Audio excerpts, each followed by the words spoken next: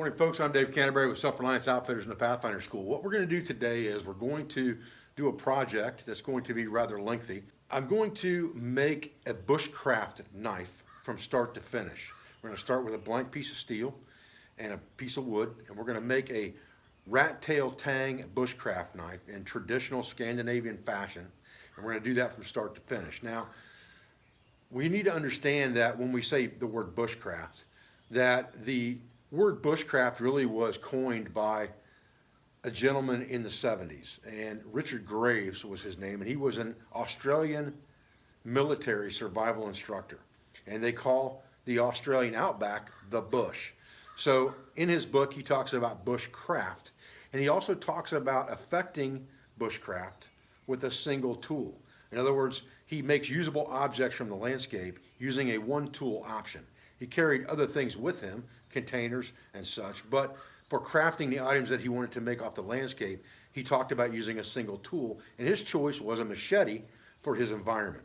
Now, in the late 1800s, all the way through the 1920s and 30s, you had authors like George Washington Sears, who wrote about woodcraft and camping.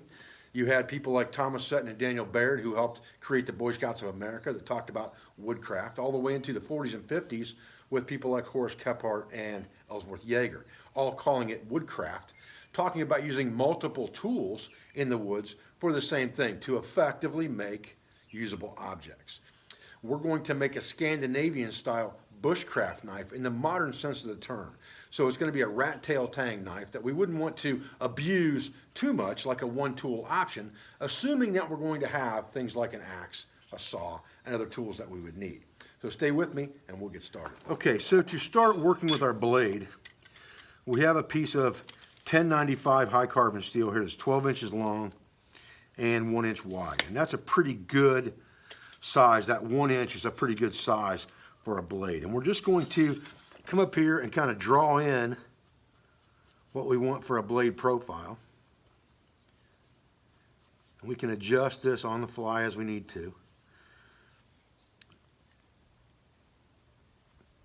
So this is going to be the front of our blade. And then we want to look at how long we want that blade. And typically speaking, a bushcraft blade of about 4 to 4 1/4 inches is pretty good. Morse Kahansky talks about liking his blade to be about the width of his hand. And that's about what I've got, about 4 1/4 inches right there to the widest part. So this is going to be the end of our blade, where our rat tail tang will begin. And then we need to decide how long do we want that rat tail tang to be, because that's going to dictate how long our handle is going to be as well. And I like my handles to be a little bit bigger, 4 1/2 to 5 inches, so I've got some stick out. So we're going to go with 5, and then we're going to add about 1/2 inch to that of rat tail tang, so we've got plenty sticking out the other end. So now we're just going to take this and we're going to reduce this down into a Y, like this.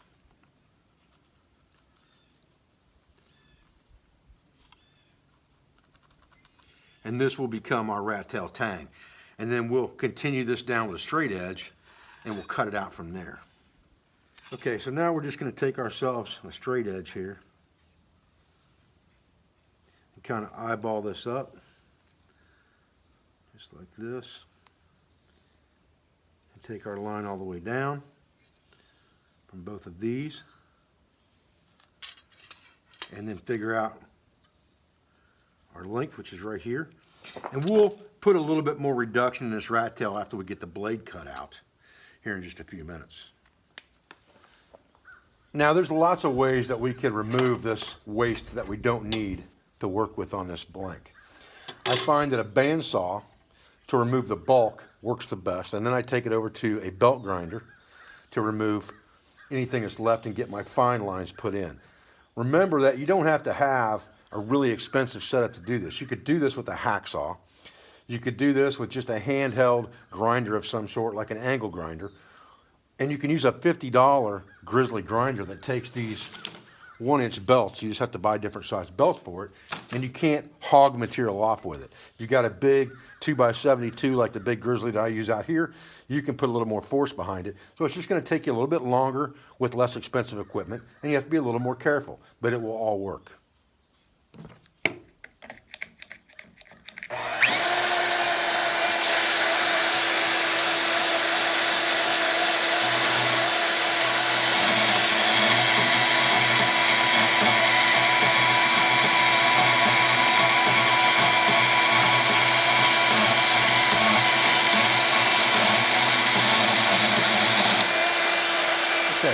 So we've got our basic blade profile cut out, and I left myself some meat here on the bone so I could take it to the grinder and get everything exactly the way I want it.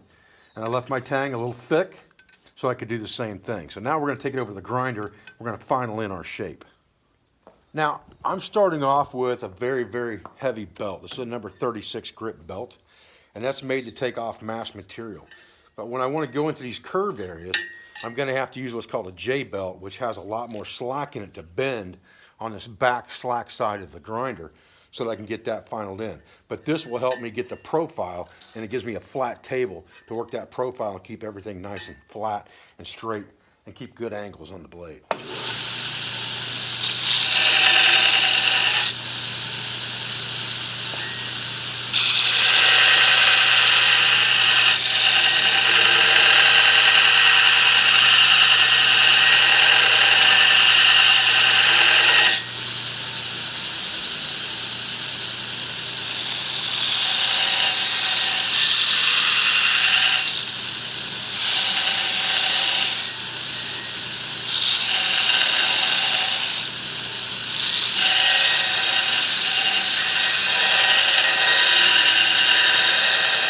Okay, so once we've got our tang reduced to the size we need it, we need to go back in now and change our belt to get these gentle curves in that we talked about a minute ago.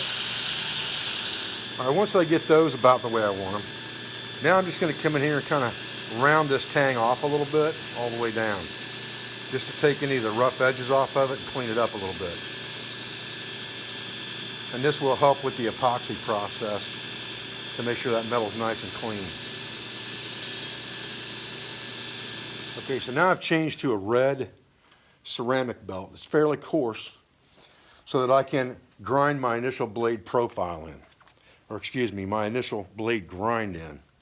And I've got a wooden jig set up here that we use in our knife classes. And basically you just set the knife in the jig and it creates the angle for you. You just clamp it in, and then you begin to grind in your blade angle or your blade grind. And we'll talk about that as we go here in a second.